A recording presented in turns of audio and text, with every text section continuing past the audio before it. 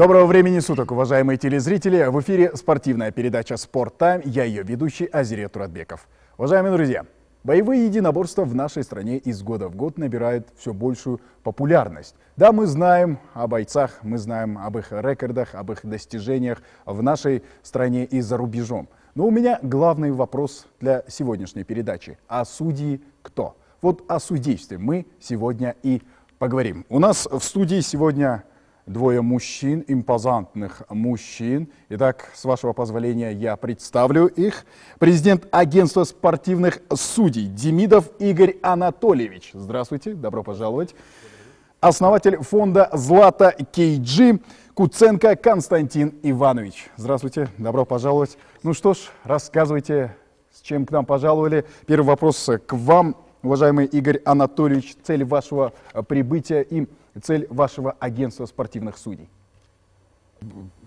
Прежде всего, начнем с истории. Месяц назад Константин Иванович предложил образовать какое-то мероприятие для того, чтобы качество спортивного судейства улучшить. Это главная цель – улучшение качества, то есть выявление лучших спортивных судей для того, чтобы их и больше в государстве привлекать к работе и, соответственно, представлять Кыргызстан в других государствах. Это основная цель. Ну, так многие делают спортивные организации, тем более, я думаю, это хорошая позитивная цель, когда хорошие судьи из Кыргызстана представляют Кыргызстан в других государствах на различных профессиональных промоушенах. И, как я знаю, это ваш не первый визит в нашу страну. Да, абсолютно верно. Семинар данного формата впервые в Кыргызстане. Спасибо большое, Константин Иванович, вам, что вы именно согласились сделать семинар международный, потому что у нас 6 государств на данный момент, вот семинар. Первый день сегодня закончился, теоретическое занятие, 5,5 часов, 5-6 часов мы разговаривали очень много, в общем, видеообзоры и все остальное, в общем, по правилам, регламенты, положения, разговоры, все, да, в студии. Вот. И у нас, по-моему, там 46 участников, насколько я понимаю, да, 46, да, вместе со всеми. Вот. И мероприятие прошло в штатном режиме, также много юмора, интересных сюжетов, потому что судейство связано не только с серьезностью, но и со смешными историями. Вот. В обязательном порядке кофе-брейк, ну и все остальное, да, с ребятами познакомились, со всеми. Никто голодным не остался. Нет, у нас всегда так, что спасибо, как говорится, организатору, у нас и сытые все, не только со знаниями уходят. То есть наполнение идет головы и желудка. Вот. Так что, ну, цель такая, что как можно больше качественно спортивных судей для... Ну, в общем, мне очень понравилось работать Джолборс Тим с этим клубом, с руководителем, с Константином Ивановичем, с клубом, ну, приятные люди и руководство. Очень быстро сошлись в разговоре и назначили дату на проведение 3-4 мая еще месяц назад. Константин Иванович, в разговоре с Игорем Анатольевичем ваше имя фигурировало более 3 раз. Скажите, пожалуйста, нашим телезрителям, чем вы занимаетесь и чем непосредственно занимается ваш фонд «Злата Кейджи»? Как я знаю, вы часто мелькаете на спортивных мероприятиях, чуть ли не организатор.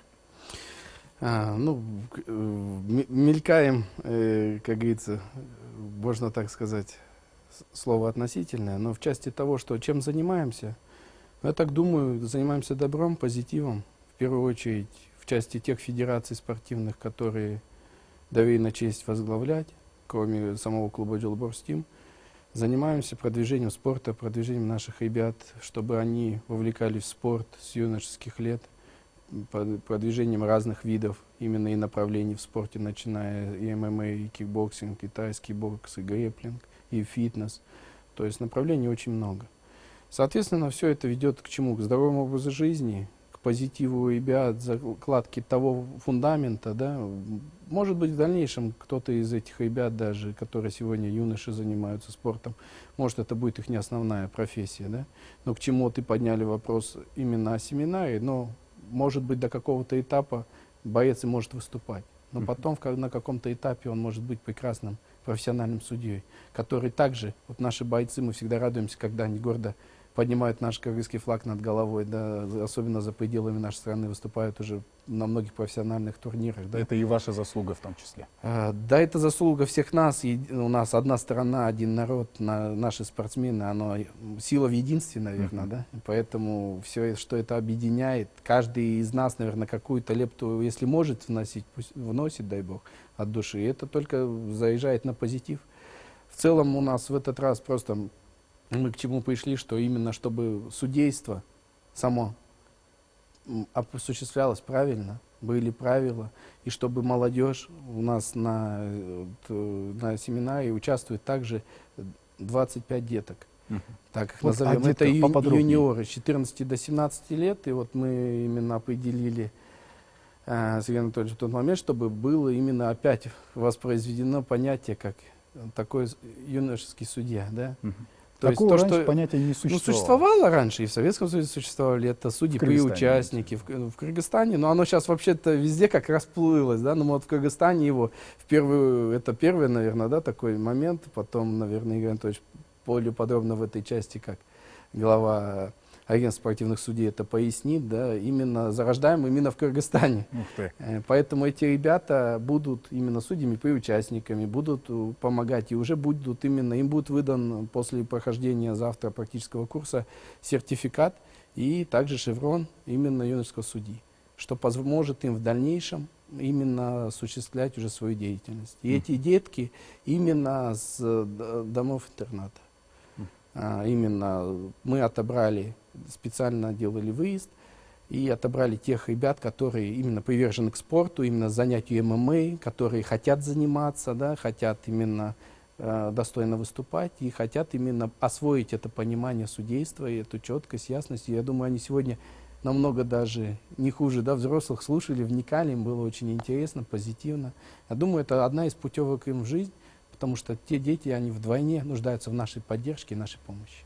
Ух ты, такие вот благие дела у нас вершатся в Кыргызстане. Игорь Анатольевич, скажите, как только детки получат шевроны, смогут ли они на следующий день же попытать свое счастье на спортивных мероприятиях?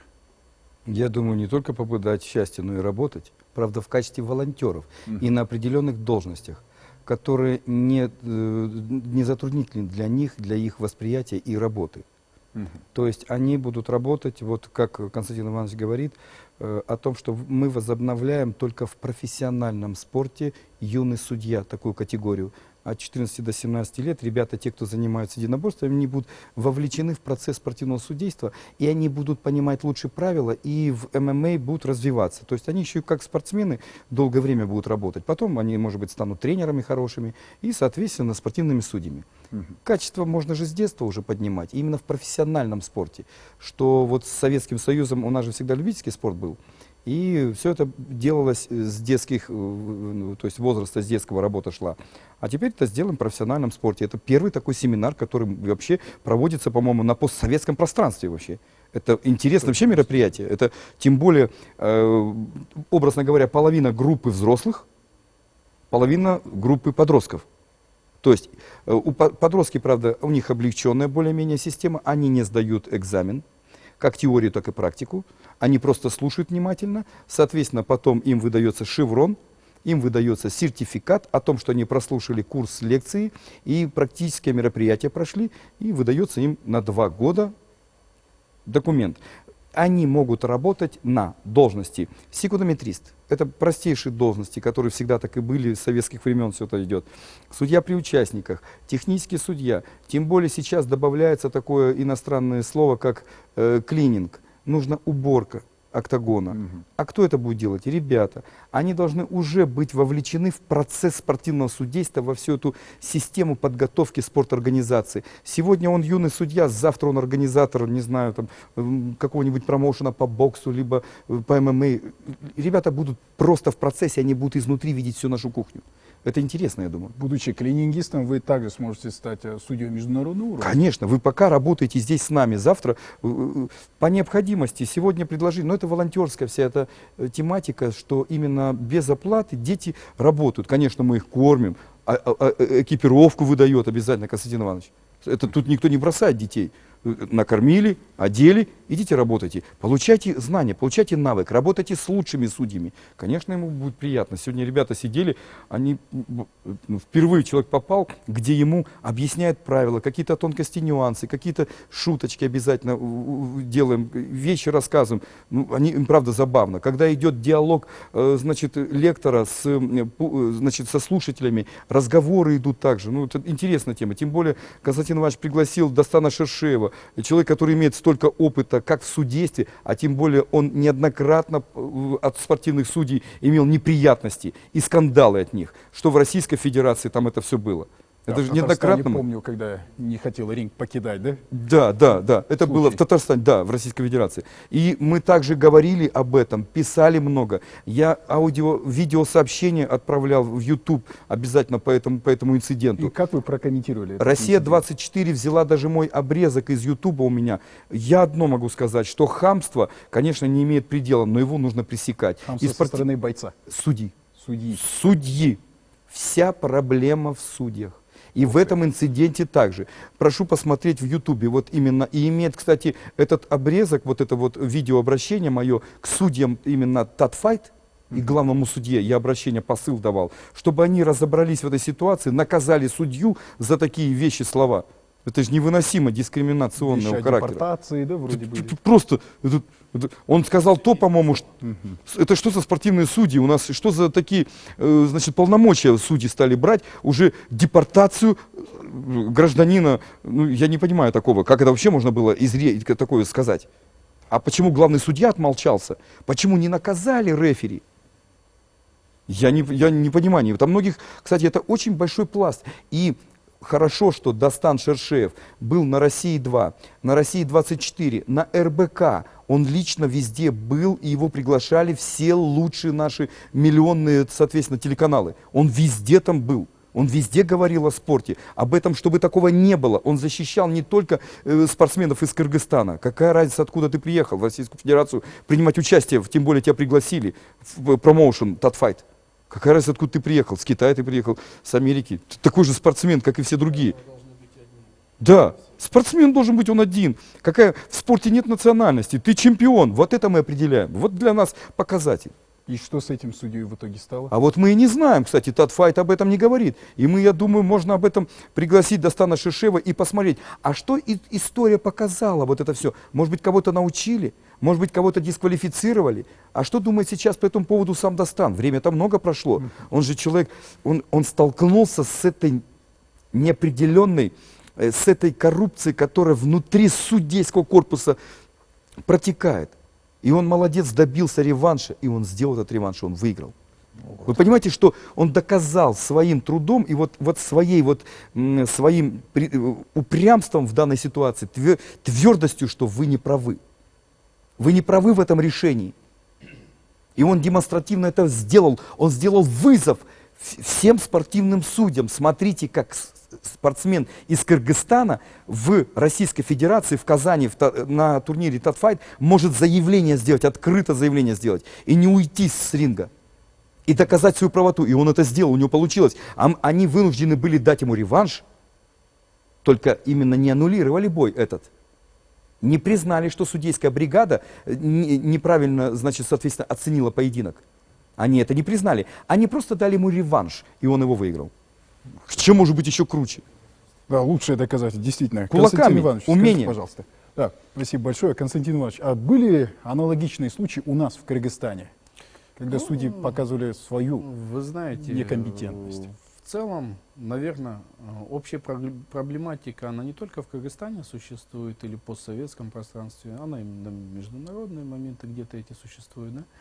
То есть каждый из нас совершает ошибки. Ну, наверное, из этой логики смотреть, существуют ошибки и судейские. Да? Постоянно находишься на турнирах, многие любительские турниры. Да?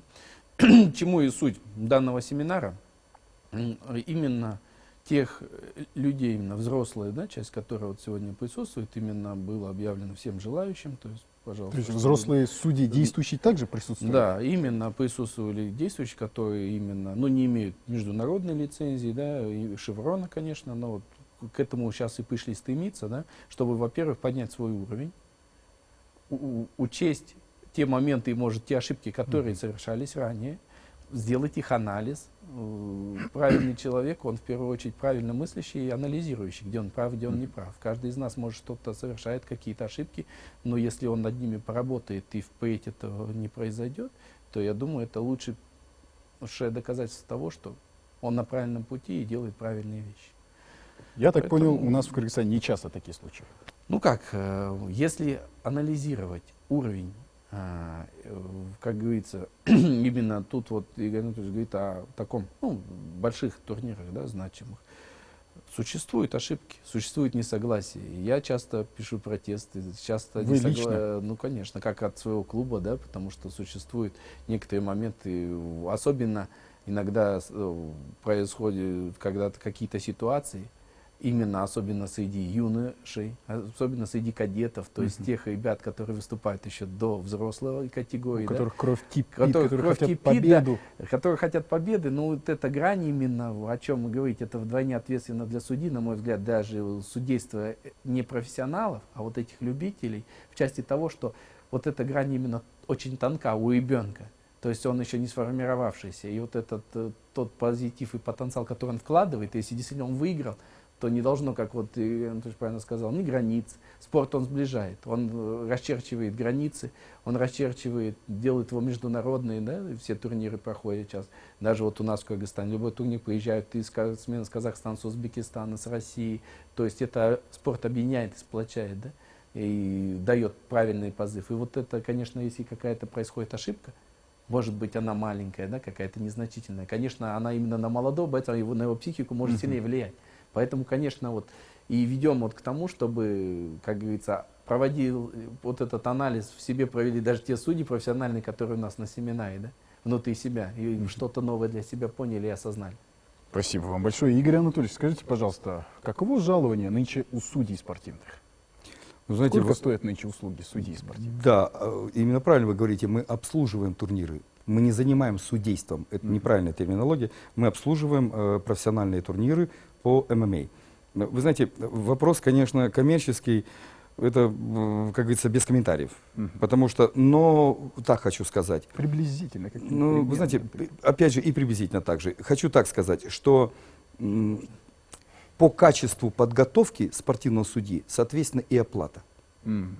Вот как ты От стажа зависит ли? Тут не стаж. Мы, как всегда, взрослеем не с извините, не со временем, а с событиями. Так что стаж здесь не имеет никакого отношения. А вот какие ты турниры обслуживаешь и как ты там на них работаешь, тебя видят другие специалисты и отмечают. И потому, соответственно, у тебя растет квалификация. Вот. В любительском спорте, когда обслуживают они турниры, у них своя квалификация растет. В профессионалах у нас немножко другая квалификация. У нас судья национальной категории, судья международной категории и экстра-класса. У нас немножко другая идет терминология и требования к судье. У нас профессиональный спорт. Профессиональный спорт.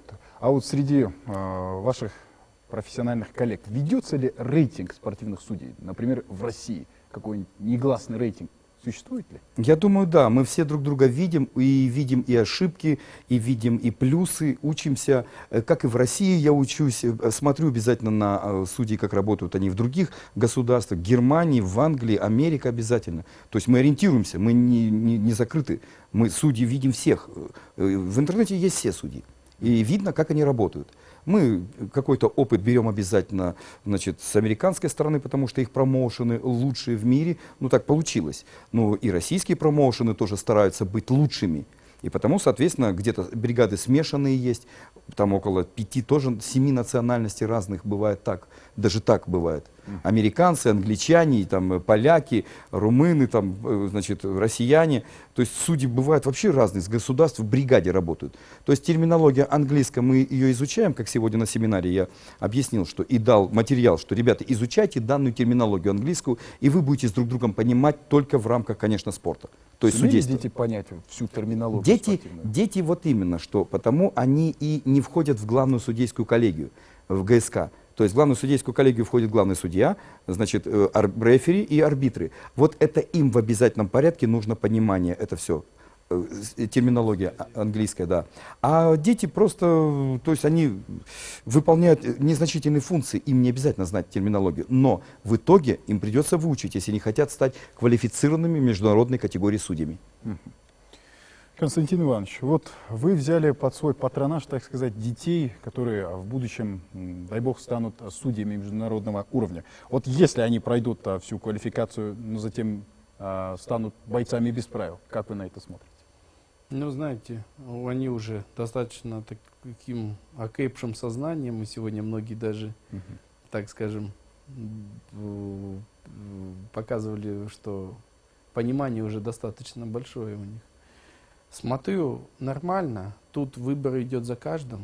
То есть, если он захочет быть спортсменом профессиональным, начиная с любительства, да, с юниорства, то мы будем всячески этому рады, если человек будет за здоровый образ жизни, за нашу страну выступать как спортсмен. Если он даже захочет быть и развиваться, как вот ты говоришь, объясняя определенные моменты ему правила, то есть он будет внутри семьи, в механизме, он не то, что там, извините, будет ходить просто там со шваброй, да, это неправильное понимание, на мой взгляд, да. Мы этих ребят будем уже привлекать во все турниры, которые проводятся у нас. Соответственно, они уже будут иметь опыт, то есть они будут закрепляться за тем же боковым судьей, да, за главным судьей. То есть что делает главный судья, он будет сидеть рядом, видеть это все, делать и будет быть одной семьей. Чтобы и наша молодежь уже со взрослыми, я хочу, чтобы была одной семьей. И вам не станет обидно, если, пройдя весь этот курс, он решит, все, бросаю, стану бойцом? Вы знаете, есть такой момент, что без прошлого нет, говорят, будущего. Вот так и здесь. То есть вот сейчас это та ступень в спорт, которую он выбрал. То есть он осознанно пришел на этот семинар. Осознанно смотрит и четко запоминает, ведет какую-то статистику, пишет то, что происходит на этом семинаре. Что-то откладывает здесь в себе, что-то в сердце. Без этого тоже жить нельзя. Да? И, соответственно, из этого уже, исходя, если он даже отложит это и будет профессиональным, как вы говорите, пойдет в спорт, это ему также поможет. С учетом того, как бойца, что он будет знать те же правила, те же механизмы, как должно это все осуществляться. Спортсмену тоже это нужно знать, на мой взгляд, необходимо. Даже который участник. Потому что он участвует в этих же соревнованиях, где судьи, уважаемые, производят итоговую оценку. Если он понимает, осознает, что если где-то есть ошибка и где-то что-то неправильно, в этой и есть части, то он пишет официальный протест и даже обжалует это решение и добивается справедливости в части, например, если неправомерно и незаконно, необъективно спортсмен засужен и вынесен необъективный вердикт. Соответственно, он имеет на это право, уже зная это. Но, может быть, опять же, будучи каким-то моментом спортсменом, в более сознательные годы, где идет какая-то уже остановка, да, в спорте, то есть может перейти именно уже осознанно к взрослому профессиональному судейству, также во славу нашей Родины Кыргызстана. Ура! Ура, Кыргызстан! Игорь Анатольевич, скажите, пожалуйста, вы больше 10 лет уже судите боевые единоборства, боевые шоу. Расскажите о своем самом курьезном поединке, который вам довелось отсудить. Так, ну, в спортивном судействе я в ММА пока не 10 лет, ну, да, спасибо, с 2011 года. Да, пока еще не 10 лет. В этой системе я имею в виду. Да, в системе, в судействе я 26 лет уже. Ух ты. Спортивный судья 26 лет, да. 26. Только до этого я был в классической борьбе, потом она греко-римская стала, и затем ММА. Легко ли вам удалось перейти из греко-римской борьбы в боевые единоборства? Главное мотивация. Мотивация. Да, если ты замотивирован, ты все сделаешь. Ты будешь изучать, днем и ночью читать, писать правила, регламенты, положения. Вы так и готовились? Конечно, обязательно, да. Но благодаря Институту физической культуры, конечно, окончил, а потом юридическому, так легко. И писать все, и, соответственно, требования. То есть, чтобы стать судьей боевых шоу, единоборств, нужно пройти юридическую? Ну, так легче. Мне легче, не знаю, как другим. Кто как выбирает. Ну, сначала Институт физической культуры, потом, ну, просто у меня так совпало. Я вот так вот получилось. Ну, у кого-то в жизни по-другому получается. Вы когда-нибудь получали телесные повреждения во время судейства? Нет, но бросали предметы. Мимо летели Вас предметы. бросали? Да. Ух ты. Да, предметы Вам летали. удавалось уходить? Да, да, Вы слышали когда-нибудь гул недовольства в вашу сторону? конечно, Без этого никак. да. И как вы справляетесь? А как? Принимаю во внимание и сижу спокойно. Это спортивный судья. У вас железные нервы. Надо быть таким. Нет, железных нервов, наверное, ни у кого нет. Но я держу себя в руках, вот и все. И другим коллегам также говорю. Молчите и не обращайте внимания. Дело в том, что есть сторона, которая считает, что поединок их был неправильно, значит, записан в протоколы, неправильно оглашен, Не вопрос. Ко мне кто подходит, я говорю, представитель вот того-то угла, того-то бойца синего, да, пожалуйста, лист бумаги, ручку, пишите. Я даже под диктовку им говорю. На имя главного судьи, от того-то, того-то, представителя. Может написать представитель, тренер, либо сам боец. Сами поможете им. Да, я им диктую. Протест. Я такой-то, такой-то, там, интересы, защищаю интерес того-то, того-то. В поединке между тем-то и тем-то, поединок номер такой-то, такой-то, весовая категория такой-то, такой-то, до стольки килограмм. Вот такой-то, то-то, считаю, что вот было нарушено правило такое-то, такое-то, что не оценили вот это, или вот так. Вот пересмотрите первый, значит, раунд, или второй раунд, или вот этот, ну, он приблизительно уже... Все стали разбираться в ММА. И потому судьи нужны уже, которые не просто по традиции смотрят или по обычаю он определяет что-то там в октагоне, что происходит, а именно системность, общая системность в профессиональном ММА. Вот к чему мы и пытаемся сейчас вот привести к этому знаменателю всех судей, чтобы они понимали единую концепцию, что такое ММА современный, профессиональный, и как он оценивается, и как он пойдет дальше развиваться. Потому что ММА развивают, по существу дела, судьи спортивные. А за счет чего? За счет правил. В правилах все прописано. И, соответственно, идет развитие. Видоизменения будут всегда. ММА развивается, он не стоит на месте. Так же, как наша жизнь, так же любая наука, она развивается, ничего не стоит на месте. Человечество и прогресс уходит, так же и ММА уйдет прогресс. Что-то будет разрешено, где-то запрещено, какая-то есть оценка, какой-то нет оценки, что-то будем делать, что-то не будем. Но на данный момент мы вот сейчас вот концепцию вырабатываем, чтобы у судей в Кыргызстане было единое понимание, что такое современный профессиональный ММА. А по поводу курьезных вариантов, ну вот то, что предметы какие-то летят, или там судью намыло, ну я к этому привык. Пишут протест, хотел бы рассказать именно вот в довесок, часть правил, кстати, что прописано в правилах, это протест. Это статья с 3 пунктами, где прописано, как механизм работает. То есть протест написан, пишут на меня, хотя мой тоже протокол же здесь, и боковых арбитров. Я беру протест, беру 3 протокола, ставлю в известность промоутера, который организовывает, сказал, что, ребята, пока в Шердов, в единую систему международную, не отправляйте решение данного боя. Пока приостанавливаем его, дайте мне 10 дней выяснить ситуацию по поводу данного, ну, то есть вот этого механизма. Значит, так ли долго принимается решение? 10 дней. Здесь вопрос такой, что у нас все спортивные судьи из разных государств в комиссии по рассмотрению протеста. Я им отправляю, сначала нужно сделать видеонарезку, а это нужно, чтобы телекомпания... Спорного момента? Нет, всего поединка. Всего Этого поединка, номер этого поединка, вот этот между этим и данным бойцом. Это нужно нарезать его. Эта телекомпания режет его, значит, потом отдает промоутеру, промоутер заливает его в YouTube свой, мы берем оттуда ссылку и отправляем судьям, которые будут рассматривать протест. Они из разных государств. И, соответственно, им я делаю протест, как именно протокол, где они потом расписываются и несут ответственность за данный протокол. И, соответственно, садятся люди и пишут, заполняют данный протокол на их мнение. Все. Моя функция вот только информационная и дать посыл, ребята, вот смотрите, выбираем обязательно те государства, а они разные государства, 7 государств, судьи, где они рассматривают протесты. То есть у меня есть в каждом государстве человек, спортивный судья, который опытом обладает профессионального, значит, судьи и оценивает поединок. Затем я это все, соответственно, в начале дома я приезжаю, все выкладываю в свои социальные сети агентства спортивных судей о том, что какой протест, фотография принята. Соответственно, фотографии всех протоколов и информационный именно в пост, где видео взять, что посмотреть, какие телефоны и все остальное. То есть люди, кто будет вовлечен в спорт, то есть именно в этот спор, который возник, они будут видеть весь процесс. Начало процесса, протест подан, они уже это видят. Через 7-10 дней они видят 3 протокола, 3 судей именно из комиссии международной. Комиссия по рассмотрению протеста, и видят опять же даже выбрасываем ссылку на видео и протоколы. И тут же принято решение. Протест удовлетворен, либо не удовлетворен. То есть удовлетворен протест в плане того, что какое-то видоизменение решения.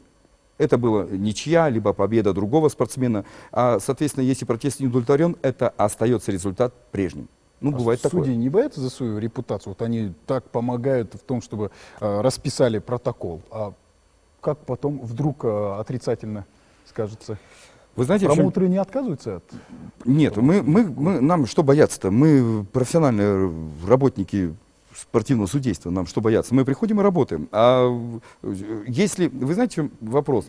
Я вот боюсь, когда вот судейская бригада выносит одно и то же решение. Но 3 судьи находятся с разных сторон, и они видят разные абсолютно какие-то моменты, и, соответственно, в протокол заносят свой. То есть, вот если все протоколы одинаковые, то это сговор. Ух ты. Это 100% сговор. Так никогда еще не было. Только у тех, кто договорился, что мы делаем, вот это вот и сложная история. Потому мы приглашаем на международные турниры судей из разных государств. И отправляем рассматривать протесты к судьям в разные государства. Их уже не подкупишь. Какой интерес? Тому доллары, У судей, тому евро. дело в том, что если нет у меня никакого интереса, чтобы они были куда-то смотрели, я только им даю информацию, только то, что есть. Все, получайте, работайте. Ребят, все. О коррупции здесь речи не может быть, о каких деньгах. Это только его волеизъявление, и именно для его рекламы, для его популяризации, потому что он находится в комиссии по рассмотрению протеста от агентства спортивных судей.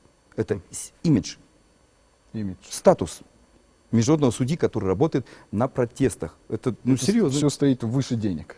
Абсолютно верно, потому что деньги только взял, кто-то заметит, что там происходит, тебя сразу же видно, куда ты один раз, второй раз посмотрел, в какую сторону государства, либо еще каких-то сюжетов, промоушена. Тебя сразу же видно, даже я сам это увижу. И я человека уберу и поставлю другого из этого государства, кто будет рассматривать протест. Нам невыгодно быть именно предвзятыми. Невыгодно просто быть. Если ты человек, делающий карьеру свою спортивного судьи, ему невыгодно быть предвзятым, потому что тебя где-то увидят. Константин Иванович, вам вопрос. Вот скажите вы, пожалуйста, представим, что агентство спортивных судей, оно не прилетало к нам в Кыргызстан. Как у нас обстоят дела с местным сообществом судей, так сказать? Проводятся ли какие-нибудь семинары, обучающие, повышающие квалификацию? Ну, знаете, если сказать, что не приезжал, но оно все-таки приехало, значит, уже, как говорится, сдвиг в любом случае будет, и он есть, да. Что касается, работа внутри, существуют различные федерации. В каждой федерации там работают определенные свои судьи, да, которые судят поединки как проф, так и любительские, да. И, соответственно, внутренние, конечно, проходят определенные семинары, это внутреннего характера, да. В части перед поединками, да, обязательно, там внутренние, как семинары, какие-то моменты проходят. Насколько в каждой федерации толковать невозможно, да, насколько как это углубленно и часто происходит. Но именно формат того, что вот мы на сегодняшний день определили сделать, да, именно не определить там различные направления федераций, например, да, а их много у нас в Кыргызстане по каждому виду спорта, да, не как-то их там, кому-то в плюс, кому-то в минус, а просто именно очертить общий круг, да, общий круг позитива и общий круг единого правильного судейства, наверное, да, и именно чтобы каждый судья, который, даже не попавший на семинар, да, уже будет сталкиваться именно, дай бог, а над этим уже будет Игорь Анатольевич непосредственно смотреть, которые получат взрослые, особенно судьи, лицензию в судействе, на их объективность, честь, как говорится, совесть и профессионализм, основная вещь, да? Уже в этой части те, которые даже не пройдя, будут уже даже совместно в каких-то ситуациях, в части даже каких-то турнирах, я думаю, будут уже брать этот опыт, брать эту информацию и уже, как говорится, черпать этот позитив. И вдогонку, Константин Иванович, в 2-3 словах. На недавно прошедшем Гран-при у нас в Кыргызстане боец, которого вы представляете, который представляет ваш спортивный клуб, был крайне недоволен решением судей. Как вы прокомментируете этот случай? Что сказать? Имел он право или судья все-таки там был неправ? Вы знаете как, можно смотреть с первых эмоций. Даже я как непосредственно, может, боец, немного изначально руководствуюсь первыми эмоциями. Потом, пересмотрев в бой, мы написали протест. Вы достучались? Сумели достучаться? Доскажу. Очень коротко и ясно. Да? Был написан протест. На сегодняшний день протест на рассмотрение. Соответственно, нужно пройти там определенные процедуры, чтобы протест был рассмотрен.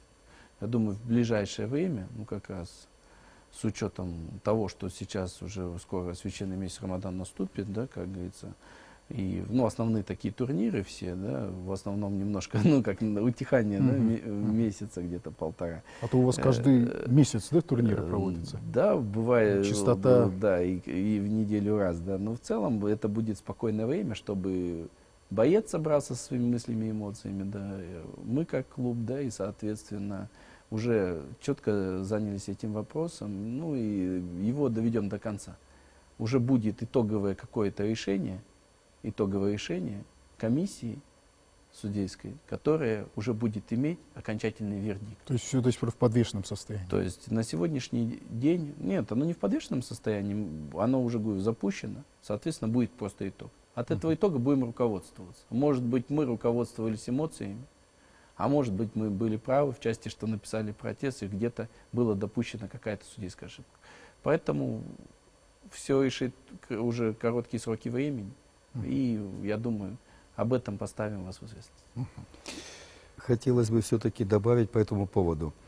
Протест, да, принят, и именно вот сейчас Джалборс Тим даст толчок, и комиссии можно рассмотреть. Конечно, решение именно турнира уже невозможно будет изменить, все же, но именно пересмотреть бой в качестве, вот именно чтобы комиссия разных государств пересмотрела, я только за. А будет ли в этом толк в пересмотрении, если решение Тут вопрос такой, даже как для нас, вот я же работал главным судьей на данном турнире, а вдруг я ошибся, а вдруг коллега мой тоже ошибся, хотя мы всех с разных государств приехали, обслуживали турнир, значит, вот как раз Гран-при. Я же был главным судьей там, да, я только за буду, вдруг я ошибся где-то, для меня это будет урок, я буду учиться, в другой раз что-то смотреть, я просмотрю сам этот бой еще раз. И коллеги мои, я на них не давлю, ваше мнение – это ваше мнение. И вот мне будет интересно, урок для меня и для тех, кто был со мной, потому что судейскую бригаду я набирал с разных государств. Да, людей, да, у нас там вообще 4 государства было, да, обслуживал турнир. Это Россия, Молдова, Узбекистан и Казахстан. Все вообще из разных государств. Никакого отношения к Кыргызстану даже никаким краем, никаким промоушеном, никак. Просто они приглашены, отработали и уехали. И вот такое вот именно решение было таким. Я только буду рад, если что-то, может быть, изменится. Но это под их будет юрисдикция. Но, по крайней мере, если изменится, то, по крайней мере, даже если не поменяет это итоги турнира, но итоги боя, по крайней мере, там мораль, да, как говорится, если итогового боя самого, да, будет установлено, я думаю, это все-таки будет плюс и для позитив, например, для бойца, ну, уже какая-то четкость, ну и для спортивных судей какой-то еще дополнительный эмоциональный толчок. Да, и хотелось бы еще добавить тот факт, что я думаю, что многие спортивные судьи, даже которые не смогли попасть на семинар ввиду каких-то обстоятельств, либо причин, сказать такой факт, что профессиональная судейская коллегия будет образована в Кыргызстане. Агентство спортивных судей не возглавляет ее, а дополняет, помогает только в плане обучения. То есть даются масса документов, информации, именно и деление практикой делиться. А там уже как сами все поймут. А вот здесь внутри у вас в государстве образовываются, да, уважаемые спортивные судьи, у кого есть желание, подключайтесь, работайте. Это ваша коллегия спортивных судей, профессиональных по ММА. И вот завтра по окончанию семинара 3 кандидатуры будут предложено, и будем голосовать. Все, кто будет аттестован, ну, соответственно, кроме детей, все взрослые будут голосовать. И затем, опять же, голосованием будет избираться президиум этой же коллегии судей, судейской по ММА. Вот что самое интересное-то факта в чем. Вот это новая боевая, так сказать, останавливать. единица в организации ММА. Да, все. Действительно, спасибо вам большое. Вы прям входите в беседу со всей своей душой, прям как будто на ринге себя В почувствовал. октагоне, да. Ну что ж, дамы и господа, на такой позитивной ноте мы завершаем нашу передачу спортивную «Спорт Тайм». Для вас сегодня работал я, Азирет Турадбеков. У меня сегодня в гостях присутствовали следующие люди. Президент агентства спортивных судей Демидов Игорь Анатольевич. Спасибо вам, что откликнулись. Основатель фонда «Злата Кейджи» Куценко Константин Иванович. Вам успехов. Спасибо. Увидимся, услышимся. До новых встреч, друзья.